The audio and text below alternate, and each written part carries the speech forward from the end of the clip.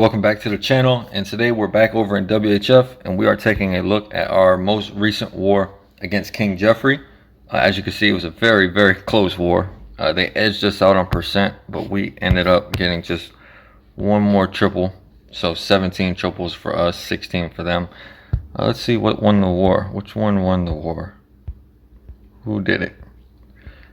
Alright, looks like Pavu won us the war, or Pavu.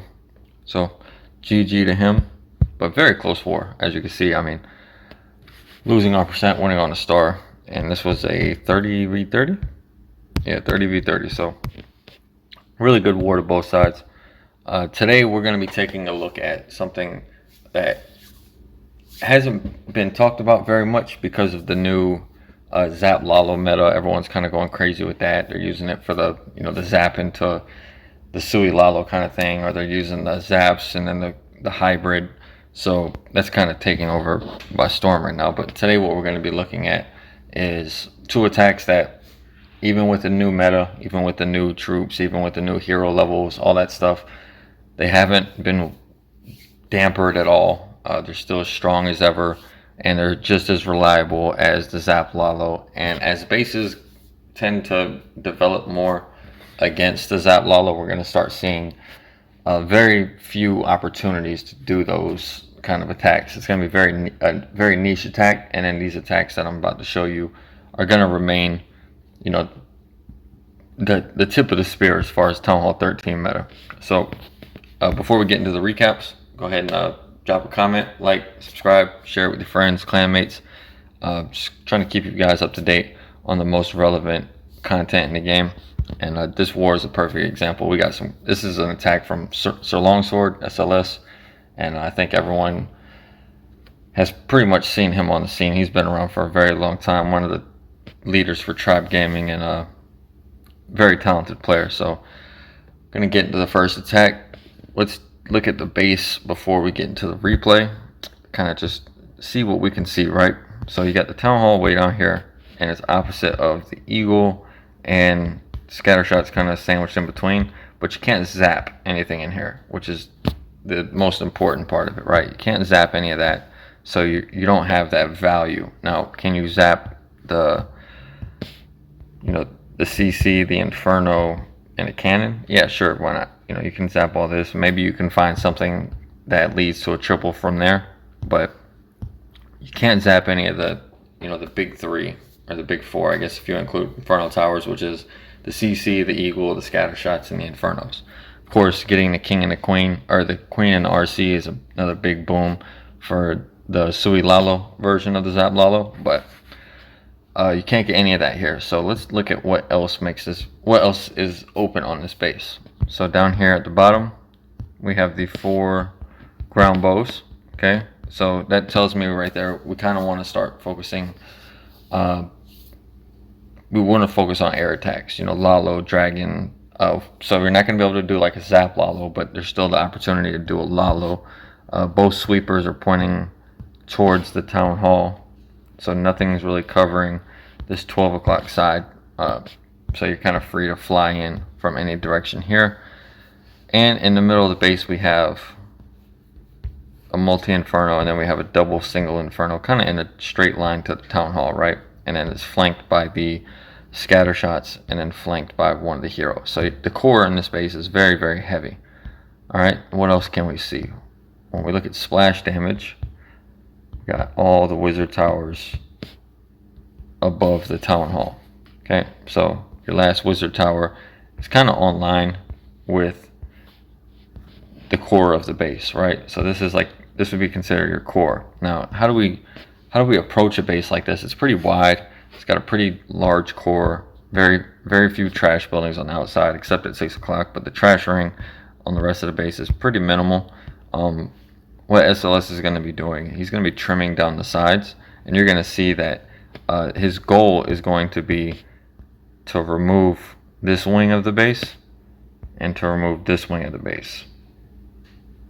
And when I say that wing of the base, I mean, obviously the walls stay up even if you clear the buildings, but we're talking about pathing through the base here. he wants the path to be like this. And the reason why he wants the path to be like that is because in the core of this base you have the double scatters, you have the multi, you have the eagle, and both air targeting heroes. You got to go through the single, and it leads you directly into the next single. Plus, this is also an ideal area to use your tome, which makes it an ideal area to use your warden ability, right? So, based on that pathing alone, we can see that he is not going to be using a Lalo, because that is not a very good Lalo path, right? It leads directly to the town hall. However, with the Lalo path, you don't want it to just be one straight shot through the core of the base. You want support loons, you want support pathing, you want all those extra things. And it's very difficult to Lalo into it. 2 scatter shots, a multi-inferno, and 2 heroes that will just ruin your balloons. So he's going to be using dragons to come through here. Now the reason why he's using dragons here is because not only does he clear out the whole core of the base with the dragons, with the rage and the tome, but by trimming these out, he's getting 3 wizard towers. The dragons will get the 4th. And then on the back side of the base, he actually has no splash damage and no air targeting expos. So all he has to do realistically is clear all the way to this inferno, and he's going to be sending the blimp, obviously pretty late, like a delayed blimp, over the top of his dragons. Let his dragons kind of soak up that core, take all the damage that they need to take, and then fly in that blimp to meet up with his tome. And that will let the blimp get in there and get the town hall down without needing any spell support. I believe he's bringing like a hound and 5 sneaky goblins, so that's still super powerful. Doesn't have to fight the sweepers. The blimp's not going to have any problems getting there. Now, he does have to deal with 2 back-end air defenses, which can be a problem for dragons. Even if you push through like 90% of the base and your dragons, you could have 10 of them left. But if you don't target those air defenses, you're still looking at, a fail, because air defenses go really hard against dragons. But SLS, since he's only needing the dragons to push through this core, and he's going to make such a tight funnel, he's going to use like a rage, I think a second rage here, with the tome. He's going to clear all this out with just 2 spell space, which is going to leave him a ton of room to use bats on the back end. So because he's taking out all these splash damage on top of the base, and the scatter shots and the multi and the core, and there's no splash damage here on the bottom, his bats are going to just mow through the backside of the base. And I'll tell you that drag bat is probably number 2 on the list of most reliable attacks, barring Yeti Smash being a close second. But drag bat tends to be usable on more like the anti 2 and the anti 3 designs, right? So this is like a hybrid of the 2. This is like an anti 2.5, 2.5, but on like a straight anti 3 and a straight anti 2, drag bat, in my opinion, does better than something like the Yeti Smash would. And of course, the king of the kings is going to be the hybrid attack for right now. But let's get into the replay. SLS just performs amazing right here. I was looking at this base and I couldn't really figure it out because I'm not the best dragon attacker, but SLS kind of smashes it. So uses the Coco Loon over there. Gonna break his funnel with that wizard up top, get his queen going behind this ice golem. Ice golem's gonna do quite a bit of tanking for the queen. It's actually amazing with level 75 heroes. They can do so much damage with just 1 ice golem. It's almost ridiculous. You can see how much value his queen's about to pick up on the Sui. King's gonna go in. Now, I believe he was trying to get the enemy queen aggroed with his king. It doesn't end up happening, but what he's gonna end up doing is putting that ice golem in with the RC. Ice golem again is gonna tank everything. I mean, look how much value that queen picked up on the outside of the base. And the RC, even though she didn't get a bump, she didn't really need an extra level because she's still ridiculously OP. Getting that wizard tower. Not gonna get the queen, but she does get the cannon, and she gets a lot of damage off on that queen. So again, let's look at the pathing that he's created. I mean, pathing doesn't get much better than this for any attack. But if you can get pathing like this for dragons, holy moly. So he's got 3 more wizard towers to go. 2 scatter shots and 1 multi. But he hasn't lost a single dragon yet, and he hasn't used a single spell. So he's looking very, very, very solid. The key to this attack is just being really patient with your tome and really patient with your blimp. You want to ensure that that blimp gets to the town hall So he's actually going to use the tome before he uses the blimp, and he blimps in from 6. I don't know if this was a cleanup or a fresh, but he's probably had a scout there to show that his blimp would make it. So he just played it safe there. He's going to go ahead and freeze that first wizard tower. Now, red bombs are obviously like the worst thing that happened to bats. For some reason, Supercell's AI just makes red bombs target bats first, even if a dragon pulls them. So it's very unfortunate that he lost, half of his bats there, because this would have just been overkill. But because those expos aren't on air, and because he got those air defenses down pretty early, and he had 3 freezes for that single, it ends up not being a problem. Still has a good, healthy amount of bats left, bunch of dragons left. Easy triple. All right. So the next attack we're going to be looking at is going to be Elliot. Where is he? SLS had another triple, by the way. It was a nice hybrid triple, but going to spread the love here because Elliot comes through with a really, really nasty hybrid.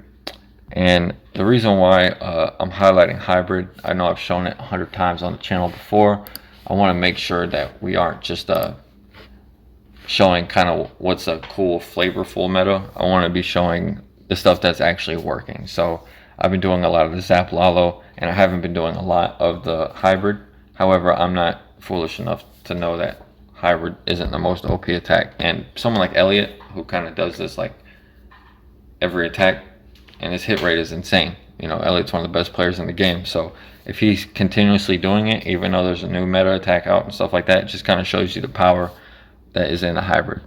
So hybrid is much in the same of dragons. It's all about pathing, and it's using your queen and either your siege machine or your barbarian king to create pathing for your hybrid. And the way Elliot is going to do that, well, first let's look at like the pros and cons of a hybrid on this base. So pro number 1, the expos and the scatter shot are both separated, right? So both scatter shots and 2 expos are on opposite sides of the base. And while that's not a huge deal, what that allows you to do is to pick a side to charge, and you don't have to worry about having like 4 expos locked on at the same time. That's very painful for a hybrid, especially when you're going into something like a scatter shot, a CC, especially with the new headhunters. So bases like this where they're separated, you can see here he's only going to be dealing with the 2 expos here, and it's going to be pretty late on this side. So as he's charging into this area, it's going to be when these engage, and it's going to let him take down the eagle, the scatter shot, the RC, the single, without taking too much damage at all. Obviously the warden does a ton of damage, but again, had these been on ground, probably would have been a little bit more difficult. I think he still would have been able to get it, but once he clears those expos, he gets like a good breather with his queen, which is all she needs. Once that queen gets topped back off, it's like starting the attack fresh. So he's going to take advantage of that. And then obviously we can't Zap Lalo this base because the CC is here. The only value you'd really be able to get is maybe the expo and the sweeper here. So not huge value on the Zap Lalo, not worth doing it. There's probably a way to do like a Zap Queen Charge hybrid here, but I don't really play too much into that realm. If I'm going to do a hybrid, I just kind of do the hybrid. So because we're not using that, Elliot is going to be doing his Queen Charge in from here, and he's going to be breaking in on this first layer here, and his queen is going to take this channel. He's going to get another wall break into here, and what it's going to let him do is kind of clear out everything along this charge, right? So everything here goes down. I believe he even gets the air defense and stuff up here. He's going to use like a wizard and I think like a balloon or a baby dragon up top, and that's going to clear everything there, and he's going to clear all this with his queen. So it's a little bit messy, but you can see he's cleared out that section of the base, right? So we're just going to clean that up and then just mark it like this. He's cleared off that section of the base with the queen charge. Now headhunter CCs can be very difficult for a queen charge to deal with, and you're going to see that Elliot, he deals with it in a very smooth way. He's just going to use his poison as regular. He's going to make sure his queen is raged up. He's going to make sure that he's not late with his spells. That's the biggest thing. Like, you don't want to be late with your spells. Usually when I see the headhunter's forcing ability early, it's because someone was late on a rage. He's not going to be late. He's going to have everything down nice and early. And I believe he even engages one, and one of them stays in the clan castle. So that kind of helps when he gets like the lure off of the wall break, pulls one out, and then he lures the rest with the queen. But you're going to see he deals with it very simply. No need to panic with headhunters. Unless there's like 5 of them, then maybe use a freeze depending on what your queen is doing. But there's no need to panic. Alright, so with pathing set up there with the queen, he is going to obviously be coming in to trim the path on the top side with his barbarian king. And then he's going to be using the siege barracks in support, which is going to start sprinkling hogs this way as his hybrid comes through. Obviously, because he cleaned up this top side with the wizard, his hybrid is going to have very strong straight pathing into the town hall right here, right? So again, with a hybrid, you want to make sure that you can't really make sure because it's all about base building, but what you want to do is try to make sure that the bases that you are hitting, every building inside the base, you're getting value out of your miners and your hogs. So as he's moving through here, you can see that each line is defenses until he gets to the town hall. Town hall getting activated does become a defense, and what that is actually going to end up doing is allowing his hogs and his miners to work together in tandem. Now as they work together in tandem, once they get through this town hall area, his miners are going to get kind of hung up in this area while his hogs continue going this way. But he's also going to have his siege barracks hogs coming in, and what that's going to end up doing is kind of turning his hybrid into more of a go-ho just for a couple seconds, because those hogs are going to be able to clean up this area here, which is going to then force his miners to catch up, and they're going to deal with the rest of the base on the back end relatively simply. So like I said, hybrid is all about creating pathing with your queen for your hybrid, and you want to make sure that during that pathing that they're going to be taking, you want to ensure that every building along that route is getting double teamed by not only just hogs and miners, but like the siege barracks hogs or whatever's coming out of the side. You want to make sure everything is supporting each other on that back end. So hybrid is all about the back end push. All right, so let's look how Elliot did it. Elliot's so good at this attack, it's kind of disgusting, to be honest. But a small thing that a lot of people might not notice is the way he places his queen on this queen charge. His queen is going to avoid the single target inferno for quite a while, and then as she steps in, you can see that she only has 2 buildings to go through. So he gets that rage down very deep. That way it's not just going to get him through the inferno, but it's going to get him through the RC, and then his healers are going to be able to take advantage of this rage all the way through to the warden. And you can see up top he has that wizard kind of cleaning up pathing for his hybrid. So he's thinking ahead even when his hybrid is still, a minute away from going down. So he gets that next rage down. Now he's going to be pulling the RC here. Beautiful wall break, by the way. Beautiful. So he pulls out a couple sneaky gobs and a headhunter. And again, just being patient. Uses his poison. Queen is raged up. Obviously, he probably would have preferred to use that poison on the full CC, but he wanted to make sure he didn't have to phase his queen. Headhunter gets into the last poison, and his queen is safe. Using his king, siege barracks up top, gets his miners down early to get down that storage. Needs his storage down before he starts his hogs. That way everything can work together. And then here comes the hybrid. Queen's going to pop her ability. Kind of unfortunate that that poison wore off. But Queen's going to go down. But you can see here what I was talking about. See the hogs coming in from the top side. Hogs coming in to support this way. Hybrids moving in this way. Everything's kind of working together. And it kind of turns into a go-ho right here because those hogs are going to follow these defenses this way. So, really good idea here with using the siege barracks with the hogs up top. Look how many troops he has left. Nice double spring trap right there. But these healers are just going to end up being too much. Generally, you get a healer swap like this and you get all the infernos and stuff down. It's kind of hard to stop the hybrid. These healers are just kind of bouncing back and forth, healing everything up, which is not fair play. healer swaps on the hybrid are just insane. So not the cleanest hybrid. Obviously his queen going down wasn't ideal. I think if he would have got a full lure on the CC and been able to use that poison with the hound, use the poison with the headhunters and everything, his queen probably would have ended up using that third rage to build her health back up and kind of power through the rest of the base. But he got everything he needed to get out of the queen charge. I mean, he got a single inferno, he got the scatter shot, he got the RC, he got the eagle, he got a bunch of point defenses, 2 expos. You know, his queen didn't really need to get much more value in order to make it a triple. So very nice job to them, or to Elliot, not to them. That was actually a pretty decent base.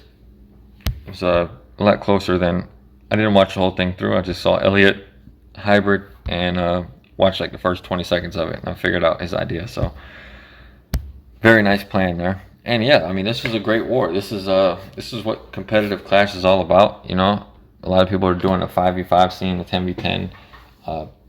We're kind of in a break right now with CWL, but you know, this is where it all started. These large 30v30 wars against top tier clans, and I will say that this was probably the most fun I've had in a war in a long time. So if any of you guys are interested in joining any of these clans, you know, King Jefferey is always looking there, all Town Hall 13 clan. WHF, we are all Town Hall 13 clan. I will have the link for WHF recruitment, and I will have the link for King Jeffery recruitment in the bottom of this Discord video. And being the leader of Warwells, I will also have the Warwells link in the description. We had a random war. It was against like a bunch of farm bases, so there wasn't much to show. But we are going to be doing Fury Cup, I believe, in the next 2 days. So I will be covering our Fury Cup war, hopefully on stream. If not on stream, I'll be doing a YouTube video for it. So stay tuned for that. And yeah, I hope you guys are enjoying the content. I'm glad to be back. Just kind of trying to get my mojo back. You know, it's not easy to just jump back in after taking like 2 months off, but I'll get there. I hope you guys are enjoying it. Big shout out to my wife. She made a new intro. She made like a new not only the intro, but like the music, the outro, all that stuff, and it looks really, really good. I mean, really good. So thank you for doing that, baby. I love you very much. Thank you for all the support. I'll catch you guys on the next one. Take it easy.